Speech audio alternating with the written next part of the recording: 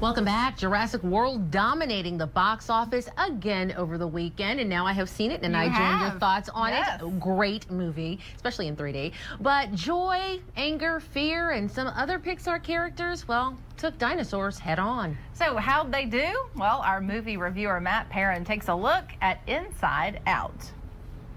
Welcome to another Monday. With an extremely short list of releases this weekend, I knew I had a decision to make.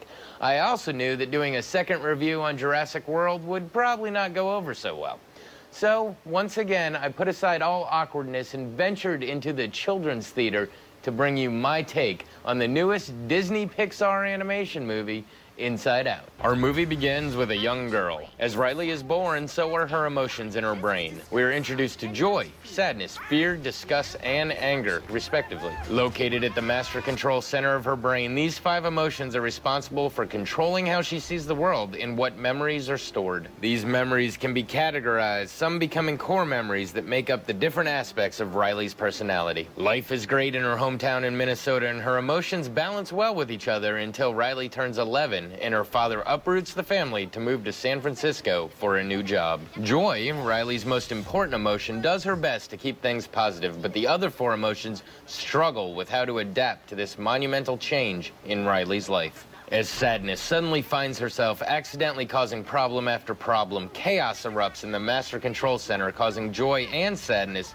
to become lost inside the deepest recesses of Riley's brain. As the movie progresses, we see Riley trying to deal with everyday life in her new environment, being controlled only by the emotions of fear, anger, and disgust. Meanwhile, we see joy and sadness having to navigate their way through all aspects of Riley's brain and memories in order to get back to the Master Control Center before all aspects of Riley's personality are destroyed and tragedy occurs. We get to see fun aspects of how outside stimuli would be translated into the brain of an 11-year-old girl, along with what happens to memories as they fade away with time. All the while, with disaster looming, there are still chuckles to be found seeing the main emotions that all of us have personified on the big screen. So, I'm not sure what I expected from this movie. I liked the 90s sitcom In Herman's Head, which is basically just a live-action show with the exact same premise.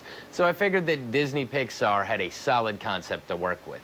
I guess basically I expected just a cute, funny movie along those lines. What I didn't expect was the dark and depressing turns this movie would take. In all fairness, I haven't seen Up. I've heard that it is somewhat depressing, but I have seen the Toy Story movies, and the depressing parts in those was still laced with plenty of humor. This one, to me, turned very somber very quickly, and I did not expect that. Like I said, seeing the personification of all the emotions was very cute and clever, but to me, the movie lacked a lot of the sense of humor of the previous Pixar films. Maybe that's because I remember the other films having jokes that were funny for kids, but they were definitely written for adults with dual meanings.